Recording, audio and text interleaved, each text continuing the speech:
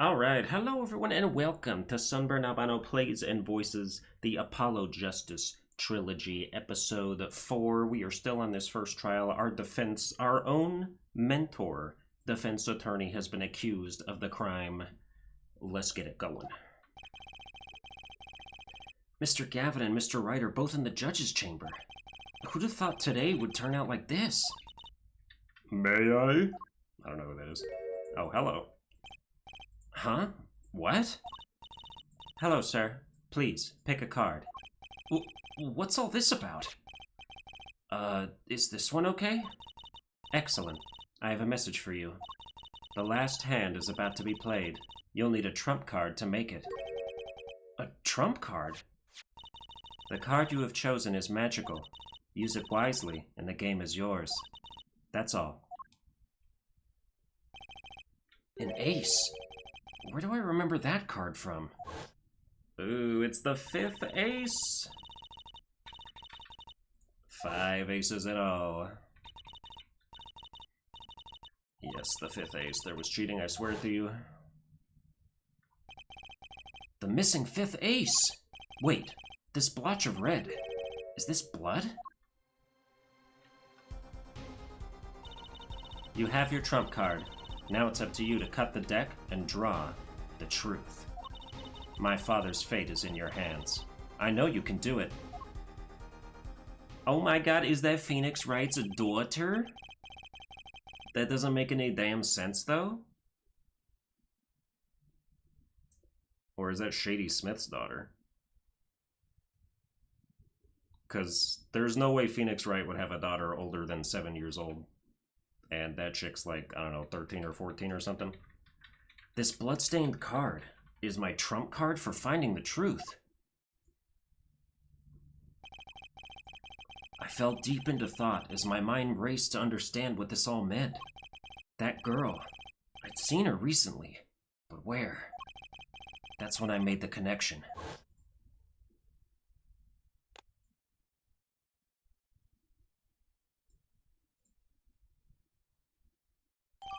Okay, but there's no freaking way. Unless he had like a secret child throughout his entire tenure being in the Phoenix Wright trilogy. That don't make no sense. Or unless he adopted her. I guess that could also be a thing. Court will now reconvene. Defense Attorney Christoph Gavin, will you please take the stand? Now then, if you would, Mr. Payne. Yes, Your Honor. Will the witness state his name and occupation? Is this farce necessary, Your Honor? Believe me, far stranger things have gone on in this courtroom. Fine, I'll play along. First, there's one thing we need to have made clear. How did you know about the secret beneath the victim's hat? By secret, I'm guessing he means the fact that Mr. Smith was bald. Forgive my curiosity, but what is it about this fellow's head? Your Honor seems to have an inordinate interest in it. Objection!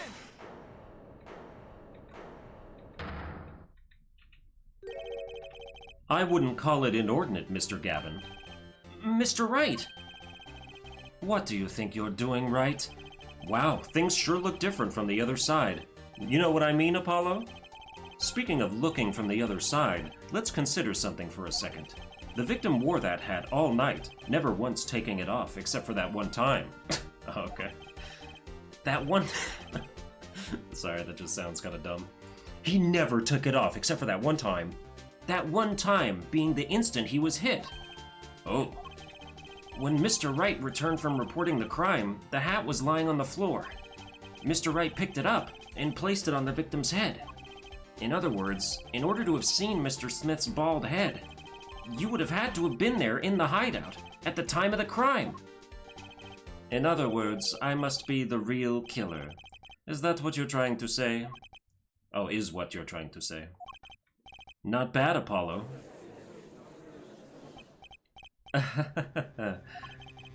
Mr. Gavin, I'm afraid that I haven't been entirely honest with the court. What? Oh, I assure you I had the noblest of intentions. I did it all to protect my client, Mr. Wright.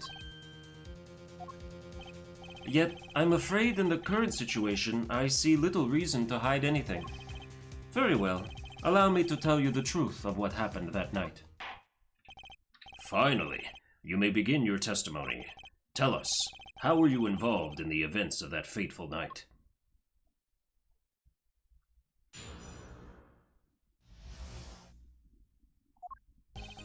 The rage I sensed in that man that night troubled me, so I returned to the club.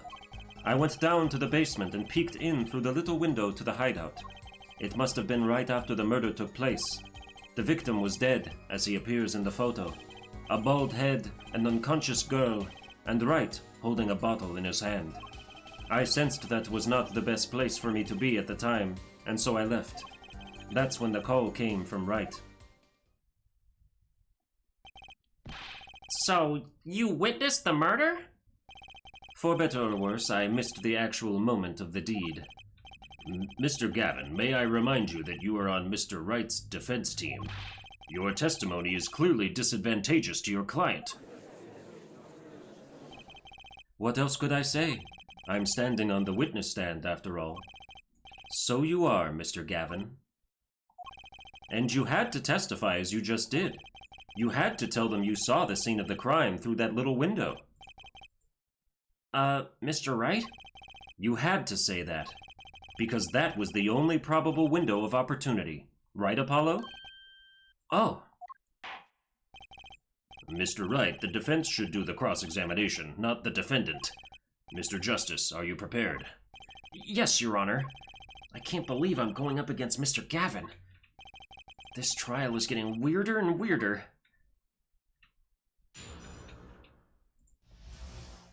Alright, let's see. The rage I sensed in that man that night troubled me, so I returned to the club. I went down to the basement and peeked in through the little window to the hideout. Okay, so the window in question, we're talking about this window right there. That little tiny window.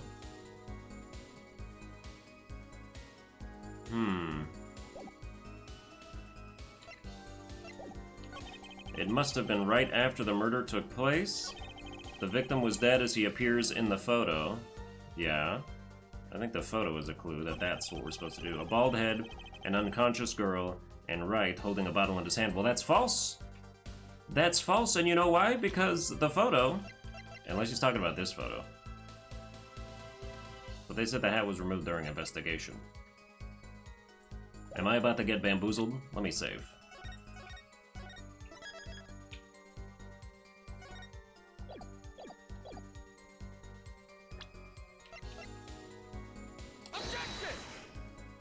Yeah, that's about what I figured. What do you think about the witness's statement? Okay, let's reload that. Let's start by, let's do our due diligence. Let me just press all the statements.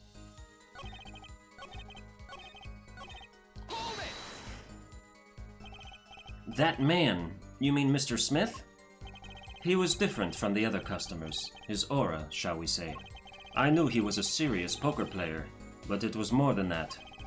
So then, you knew the true nature of your client's job? Of course, but I also knew he wasn't engaged in gambling, which would be illegal. Well, it makes sense that he'd know. They were friends after all. Worried for my friend, I returned to the club. You see, I feared this Mr. Smith might be someone coming to settle an old score. I see. What happened then? Okay. I went down to the basement and peeked in through the little window to the hideout. Let's press this. Let's find out more about this window. The little window? You mean the one used to keep watch up the stairs? Yes, a relic of the ancient past. The Black Marketeers used it, I believe. Why did you go through the trouble of peeking in through the window? Wouldn't it have been easier to just open the door and go into the room? I didn't want to upset Wright, you see. Upset Mr. Wright? Yes, what if my fears had been unfounded? I'd be walking in on their match. Bad form, to say the least. So far everything he's saying makes sense. It must have been right after the murder took place. How do you know it was right after the murder? Really, no need to shout, Justice. Ugh. I was just getting to that part in my testimony. Ah, there he is, the coolest defense in the West we know and love. Even when you're standing up there on the witness stand, some things never change. I was afraid you'd changed too, right? But you haven't. You and that overbearing personality of yours. With friends like these, who needs enemies? The victim was dead as he appears in the photo. Can you please specify which photo? By photo, you mean the second photograph of the crime scene? Precisely. You see, he wasn't wearing his hat then. I saw his head when he was dead. And then Mr. Wright came along and replaced his hat.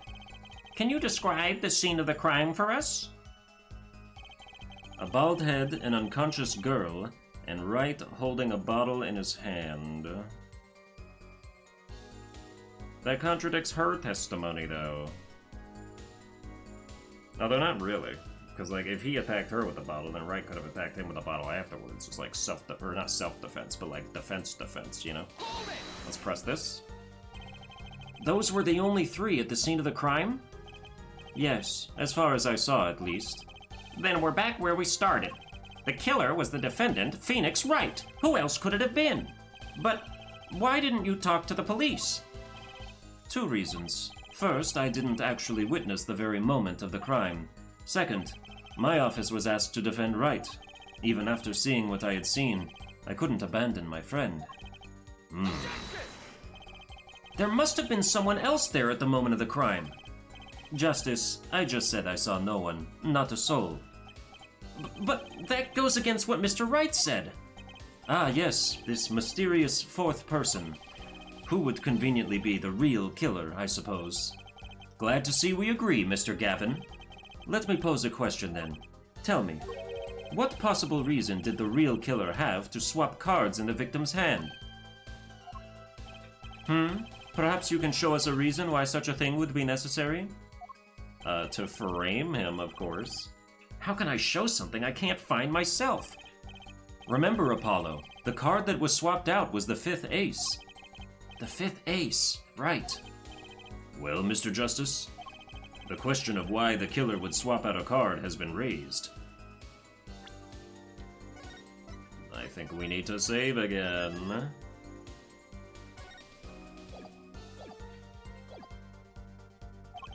Can you point to a reason?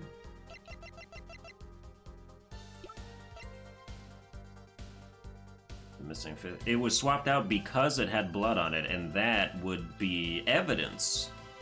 Ooh, what if that is the case? Yes. Yes, I can. It's now or never. The defense would like to present evidence to the court. Evidence showing the reason why a card was swapped out.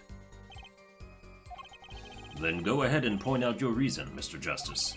Why did the killer take the 5th ace? Well, it's probably because it was the 5th ace. It's about as obvious as it gets. My reason is, this. Is that an ace? Why, it's got blood on it. Right next to the spade. What? This is insane! Why wasn't I told about this? Why? Could this be? Could this be the missing 5th ace? Rebel. Inconceivable! How could you? What are you doing with that card? Well, that's the thing. Why is Mr. Gavin so upset? It's just a fishy card from some fishy girl. Oh, that card? It's mine. That is, I picked it up at the Borscht Bowl Club that night after the murder had occurred. I gave it to my daughter. Cards are her stock in trade, after all. No, impossible! Unacceptable! The court can't accept this evidence. It's a fraud. A fraud? How can you be so sure? What? I would think the only person who could claim it was a fraud would be the one who took the real card from the crime scene. The real killer. Allow me to elaborate. What if this trace of blood was the reason? The reason for the killer to take the card from the scene of the crime. Where are you going with this? Take another look at the photo and at the victim's head. At the moment of the crime, his hat fell to the floor, and a trickle of blood ran from his forehead down the back of his head. Couldn't a drop of that blood have fallen on one of the cards? I suppose. The killer then took the card to hide the blood. Regardless, that evidence is non-permissible. Oh? Right. Regardless of how you wasted the last 7 years, you used to be a lawyer. You know what a serious crime it is to conceal evidence. Oh, we can discuss the finer points of our legal system later. What's important now is that I've answered your question. What are you talking about? You wanted to know why the killer would have taken a card from the crime scene. And now, I've told you. That one drop of blood would have been decisive evidence, you see. This is baseless conjecture. Baseless!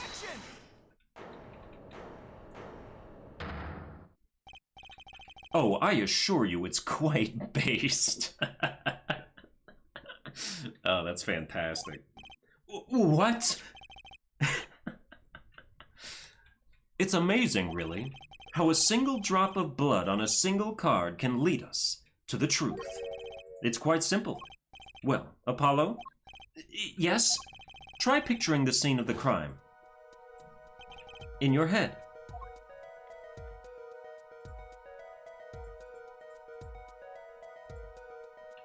Ooh, this is cool. The murder took place in the hideout. The body of the luckless victim was found at the poker table. And before the killer swapped a card out, there was a single card with a drop of blood on it in the victim's hand. Given this, there is one decisive problem with this scene. Well, what is it? Let's keep it simple, shall we? Given that there was a drop of blood on a card, whose position in this diagram doesn't fit? The victims? The killers? The witnesses? The second witnesses? Whose position doesn't fit with the bloody card? I mean, we're pointing towards Mr. Gavin, so even though I don't really get where he's going with this, I assume it's this. The second witness's position is the problem. The second witness? That would be Mr. Gavin, yes? The second witness's position is far less problematic than yours right now, Justice. Or perhaps perilous is a better word. Oh my god, it was a trap. I cannot see what the blood-stained card has to do with the second witness's location. I am afraid you're more than in peril of a penalty this time. Your Honor, one more chance, please. I suppose. Do think it over, Mr. Justice. Okay, hold on. I'll just freaking say real quick, I made a fool out of myself. That was a red herring intended to trap people like me, who do not actually fully understand what's going on here. Given that there was a drop of blood on a card, I guess it would be the victims, because he shouldn't be like all slumped leaning back in his chair, right? Because like the cards were on the table, the fifth ace was amongst the hand that he was playing. He must have been hit from the back of the head.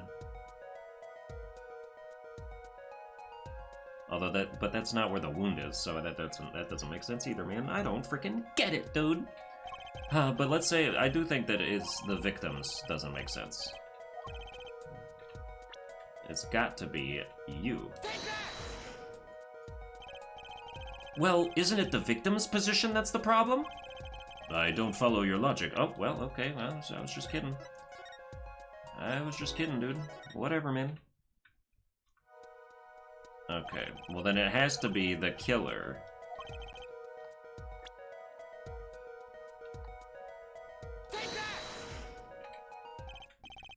Well, for one thing, the killer's in the wrong place, I think. You think? Mr. Justice, your job here is not to think, but to know. Ah, just looking at you reminds me of the old days. Not the good old days, per se. How does a good old penalty sound? Dude, what is happening? Load it! Mr. Wright's position doesn't make sense? There's no way that I got this completely wrong every single time. Wright's position. I see. I see. we're trying to exonerate Wright here, which means it doesn't make sense for Wright to be where they say that he was. The witness's location is clearly at odds with something. By witness, you mean Miss Olga Orley, correct? That's right. When it comes to cards, it's Quick Fingers O'Reilly or no one. I see. And? Was I supposed to say something else? A meaningful observation would help your case considerably. Yet, do you not sense a great feeling of potential in his silence? Potential for a whopping penalty, yes. Okay, so every single thing is wrong. Explain. Explain how every single thing is wrong. Whose position in this diagram? The second witnesses? Okay, so it must have been the victims, and I was right. I just did not follow it through to the end, right? Well, isn't it the victim's position that's the problem? I don't follow your logic here, Mr. Justice. Well, look, the victim was struck on the head, sending him back in his chair. You'd think any blood would fall behind the body, not onto the table in front of him. Ah.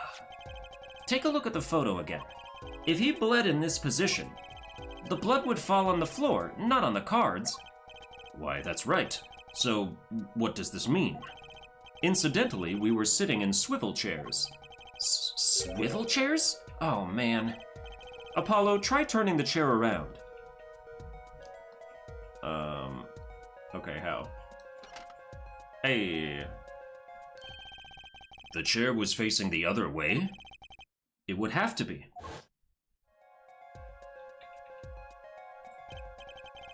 So we have to assume that at the time of the murder, the victim's chair was facing away from the table. When Mr. Wright returned from informing the police, which way was the chair facing? When I came back to the room, the body was facing as seen in this photo. That would mean the killer turned the chair back around. Let's take the next step. Look at the diagram once more. We know now the victim was facing away from the table at the time of the murder. But this creates another significant contradiction. Again? Let's test your reasoning skills again, shall we? Apollo, whose location on this diagram contradicts our new understanding of the crime? The victims, the killers, the witnesses, the second witnesses? If the victim was facing away... Bruh. It's gotta be number 2. What doesn't make sense is the second witness. You mean to say I don't make sense? Oh, no, of course you do, sir. As I thought. Help? What? Oh my freaking god, dude. Okay, I have to save again. I'm just being taken for a ride on this trial, I'll tell you what. I feel mighty foolish. Did you just say something? Would you be kind enough to show the court one more time what you mean? Yep, okay. Test your reasoning skills again. Whose location creates a contradiction if the victim is facing away? Well, now the killer's does. The killer's, because he was hit in the front of the head. So the killer now doesn't make sense, okay? There's no way this is wrong. The victim was struck from the front, correct? Indeed. Well, wouldn't it be hard for the killer to hit him from the front? Sitting where his indicator currently is? I would think it'd be quite hard, yes. Yes, but what you're saying makes no sense. Why would the victim suddenly turn to face the wall in the middle of a game? I believe a sufficient reason will soon come to light. What? There's something in this diagram that makes far less sense, actually. Look again at the diagram. Apollo, if the victim was struck while he was sitting as shown here... Oh, I'm gonna have to save again before we screw up here.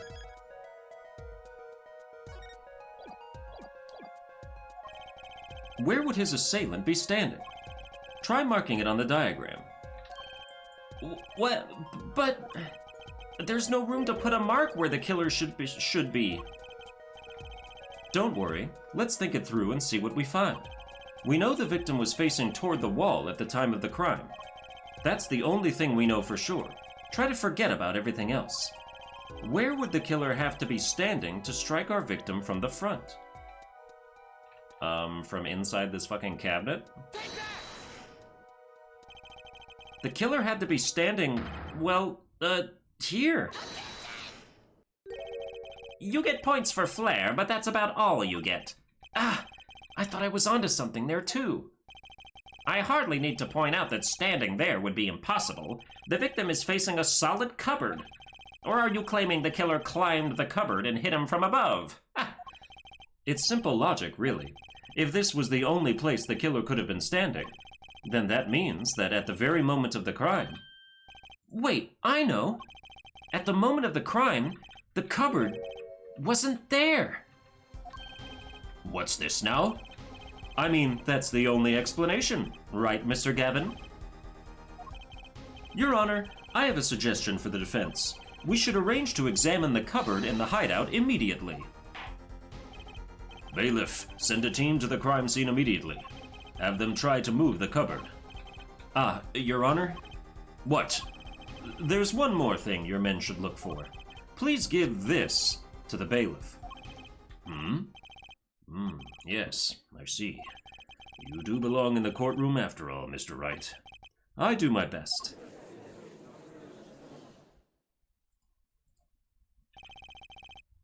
But let's forge ahead here while we wait. Look at the diagram once again. For the 5th time, it's been changed. If the killer was standing here at the time of the crime, then this cupboard wasn't here, which means... Apollo, try moving the cupboard. That means that it was blocking the window. Thank you. As you can see, the cupboard was the problem. At the time of the murder, it has to have been as shown here. Now everything is in place to reconstruct the moment of the crime. Oh my! What's this? What is it now? Look at the diagram of the crime scene once more. It appears we found yet another contradiction. What I believe to be the final contradiction, in fact. Huh? Oh, dang! Notice something, Apollo? Our line of deduction is rapidly approaching its logical conclusion. Now then, Mr. Justice, please point to the new contradicting indicator. Is it the victim, the killer, the witness, the second witness? Which indicator in this diagram contradicts what we know about the crime? This time it's number 2. They were edging me before, but finally I get the climax. About this cupboard. Are we all okay with assuming it was moved? Sure, why not? Well, if it was, something really doesn't fit. The cupboard would completely cover up the window to the stairs. Oh, that's right. Someone standing outside wouldn't be able to see in. Someone like Mr. Gavin. What? What did you say? Oh, is the coolest defense in the West losing his cool? Don't expect me to play along with your little game, right? It's only a game until someone gets killed, Mr. Gavin. And someone was, while the window to that room was blocked by a cupboard. So, Mr. Gavin, perhaps you'd like to explain to the court. Exactly where did you witness the crime scene from? Excuse me, Your Honor. Order. This is a court of law and I will have order. We just now received word from our investigative team at the Boss Bowl Club. They've examined the cupboard in the hideout, Your Honor. Oh? And what did they find? Well, Your Honor, it turns out there is a secret passage behind it. What?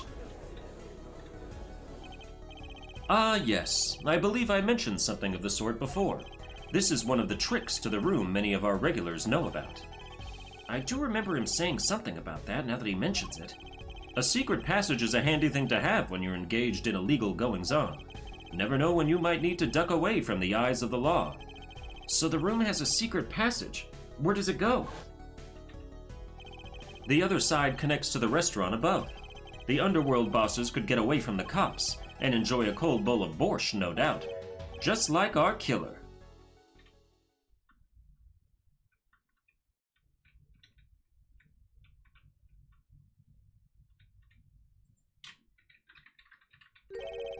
You see where our line of simple deductive reasoning has led us, Apollo. I see it, but I don't believe it. That girl wasn't kidding when she said I needed this trump card for the last hand. At the time of the murder, the window was blocked, and the victim's hat was only off his head for the few minutes between Mr. Smith's murder and Mr. Wright's return from calling the cops. In other words, the only place anyone could have seen the victim's bald head was from inside the hideout. Well, Mr. Gavin, come on, say something. Dare I ask what really happened that night?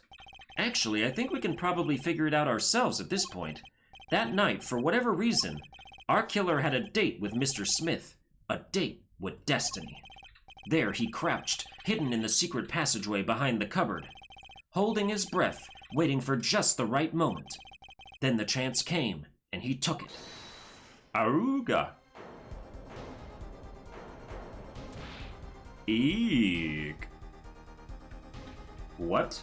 Why did you do that? Wait here, I'll get help. Miss Olga Orley was out cold, struck by Mr. Smith. But his time was soon to come. Mr. Wright went upstairs to call the cops, leaving Mr. Shady Smith alone in the hideout with the unconscious dealer. Then our killer stepped out from the secret passage and into the hideout. The victim must have heard the cupboard sliding aside. He wheeled his chair around to look, and after the deed was done, the criminal must have seen the blood on the card. Oh, never mind, we're Phoenix now. He would have, of course, realized the need to destroy the evidence. That single spot of blood told the whole story of the crime. Too bad for him he didn't linger any longer in the hideout that night. If he had, he might have noticed the cards on the floor. And the fact that they were all red.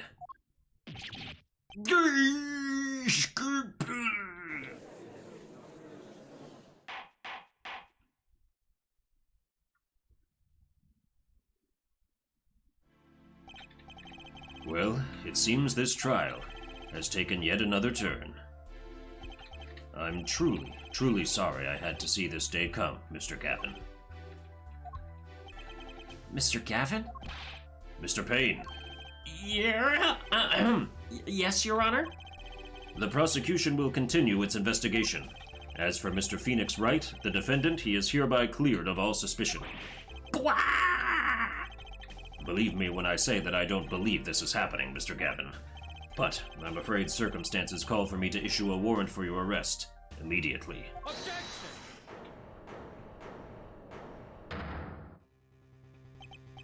Oh, no need to apologize. I'd rather enjoyed myself.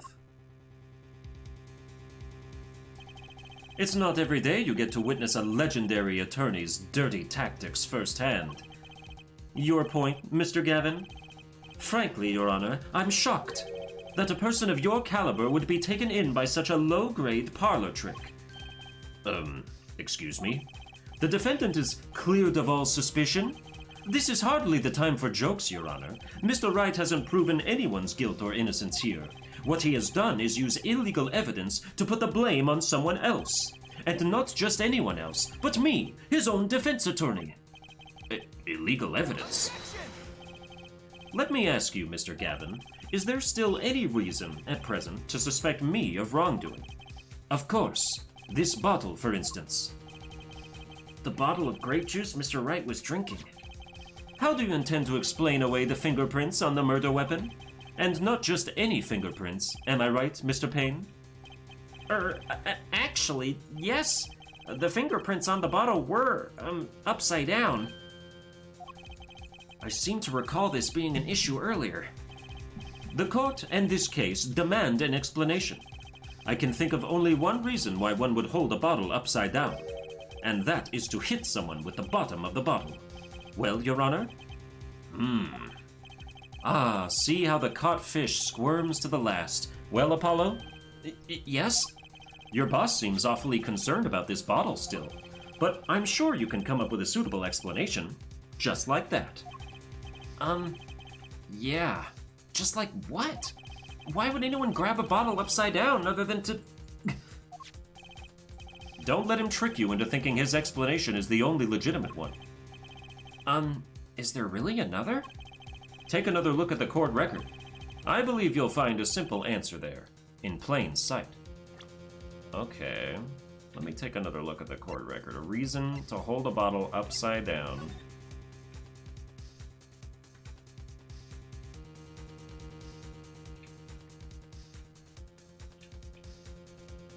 Is the label upside down? No.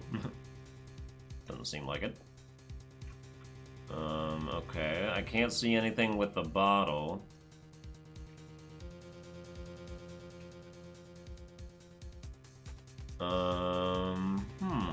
Okay. Another reason to hold it upside down.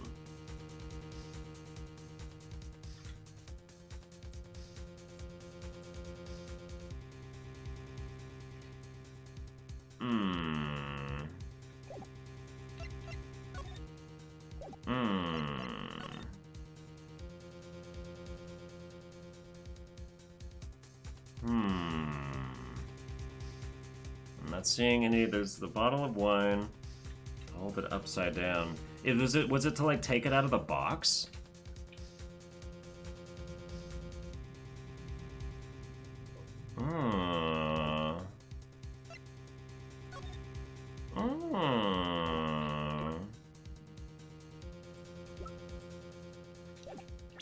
Let me see about this. If you were like reaching into the box to take a bottle out, you would do it like kind of upside down with your hands and then like...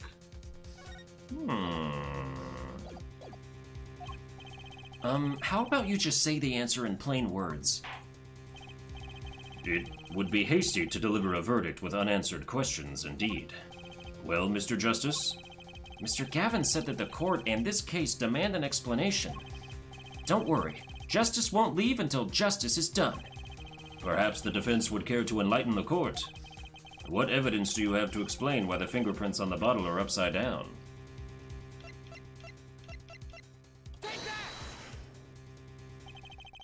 It's actually easier to show you than explain, Your Honor. Dude, I'm a fucking genius! Oh.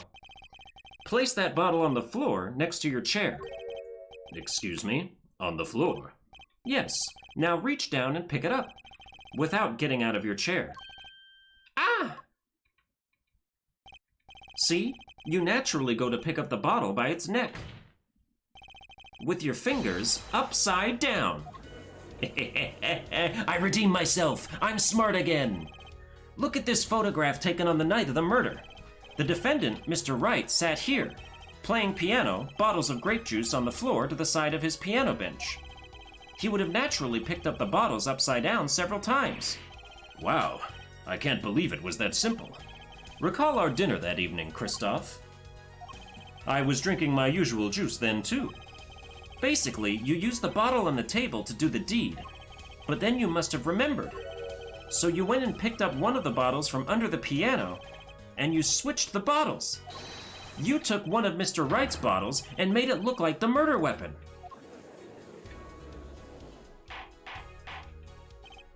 Order, order, order.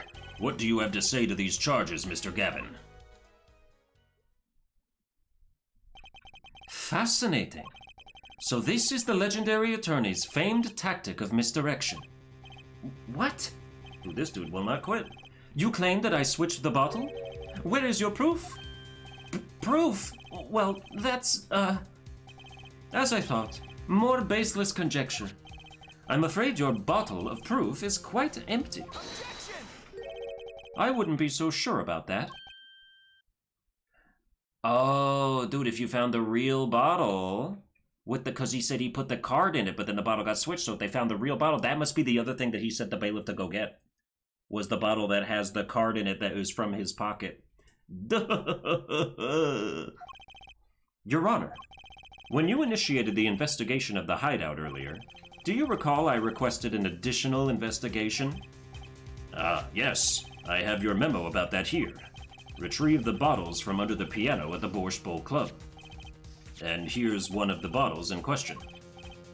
What, are you going to dust that for fingerprints too? I would be surprised if any were on that but his.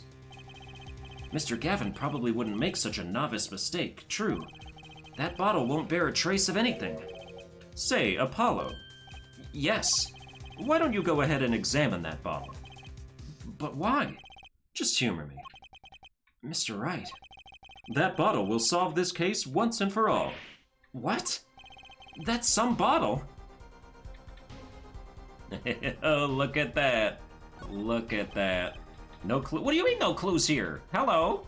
I gotta do it from the... Okay, fine, I'll do it here. There's something inside the bottle. Ooh, pop that shit off. Oh yeah, unscrew that. Oh, that felt good to watch. The Five of Hearts. It really is like a magic trick. What's this? That card! It can't be!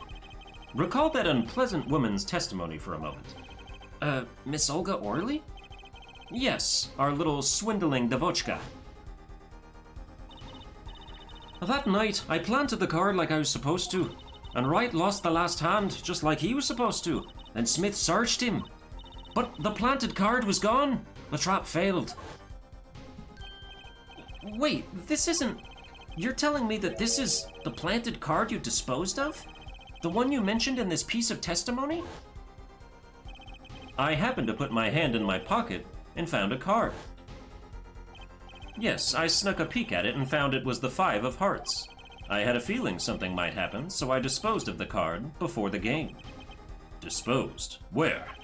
There was an empty bottle of grape juice I had been drinking right beside me. I threw the card inside the bottle.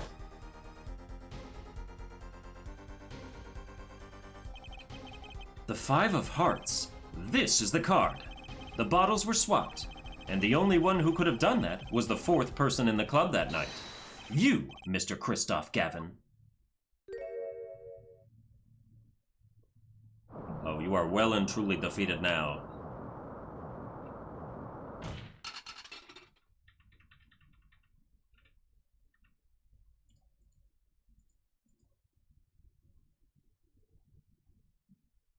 He put up quite a struggle. But in the end, justice always prevails. That is all. Justice always prevails, and Phoenix is always right. Is this your idea of revenge, Phoenix Wright? Revenge? Revenge for the events that took away your attorney's badge 7 years ago. My past is like my logic, straight and true. Nothing's changed. All I did was point the finger of justice in the proper direction. Fine. I'm glad we could have this little tete-a-tete. I don't know how you pronounce that. Right. This is insane! What about me? Don't I get to prosecute anyone?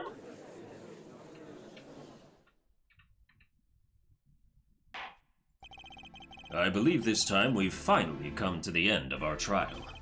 Mr. Payne, do you have a report for us on Christoph Gavin? He's admitted everything.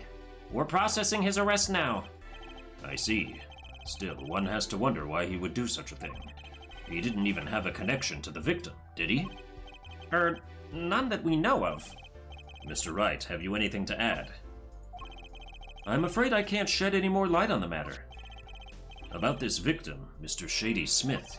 His occupation was listed as traveler. An odd profession, to be sure, and that's all we know about him. I'll arrange a follow-up investigation, Your Honor. Good. Mr. Wright? Yes? 7 years, and you still haven't lost your touch. Christoph Gavin was a man with much significance for me, both as a friend and a lawyer. He was extremely talented, to be sure. I needed 2 things before I could confront him. The first was a place where no injustice would be tolerated, this courtroom. The second was a man who would tolerate no injustice. In other words, a defense attorney. You, Apollo. Me? This is a dark time for our legal system. A twisting of justice brought on by our very own initial trial system. We have to set it right. Mr. Wright. Our work lies ahead of us, and I, for one, am looking forward to it. Well, this seems like a good time to announce a verdict. This court finds the defendant, Mr. Phoenix Wright, not guilty. Oh my god, yeah. Oh, who brought confetti? What the fuck? Oh wow, there's sure a lot of it. The court is adjourned.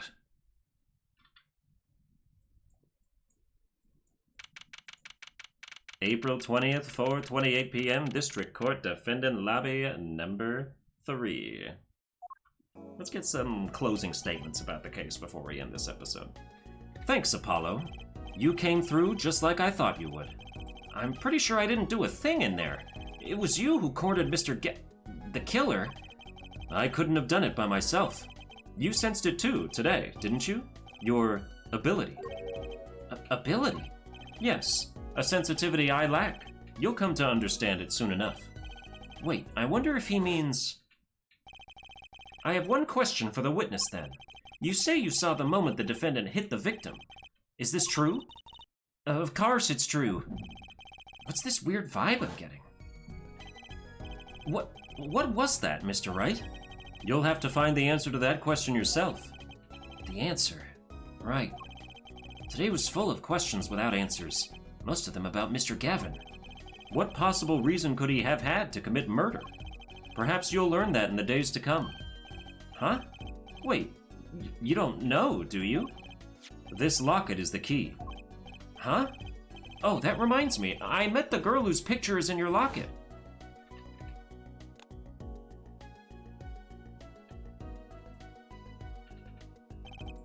Your daughter, right? That's right. She's my daughter. You know, you were right about this locket. Huh? I took this off his neck the night he died. But it looks like our dear Russian scam artist saw me.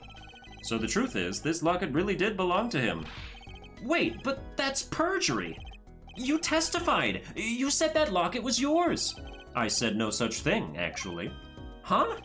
I merely said that it was a locket with my daughter's picture inside. A subtle distinction, but a distinction nonetheless. And it's the truth. Wait, but then why? Why was the victim wearing a locket with a picture of your daughter inside it? Sometimes the straightest path to the truth isn't the best one. Give it time. You're still just getting started with your career. Speaking of which, I may be out of a job. I work for Gavin Law Offices after all.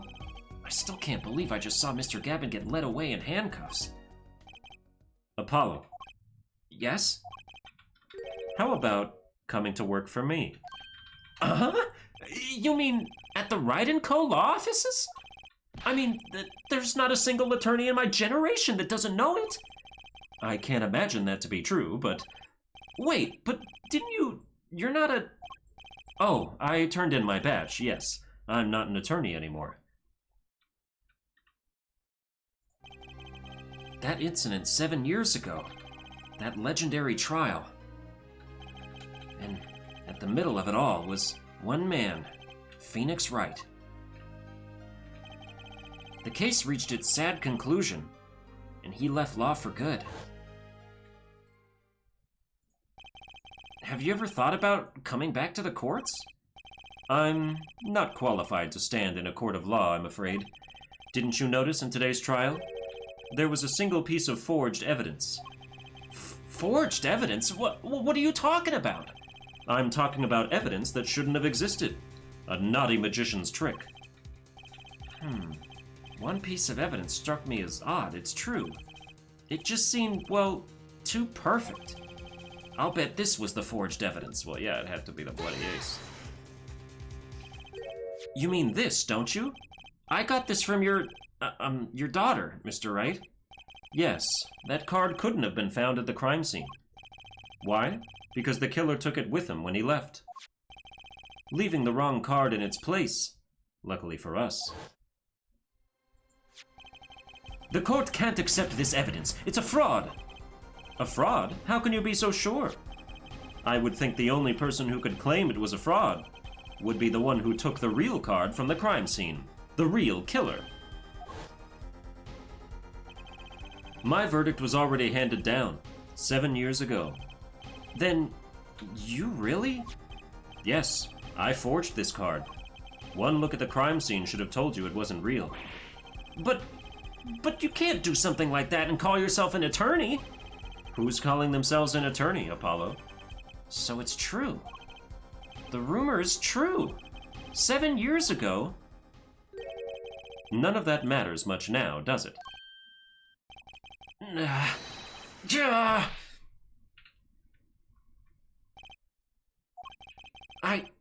I punched him. It's your story from here on out, Apollo. Perhaps I can help you turn the next page. My office's address. Drop in if you like. Mr. Wright. Oh, about your uppercut. Try yelling, "Take that!" next time. I find it packs a little more punch. And Apollo, thanks for today. I had a good time.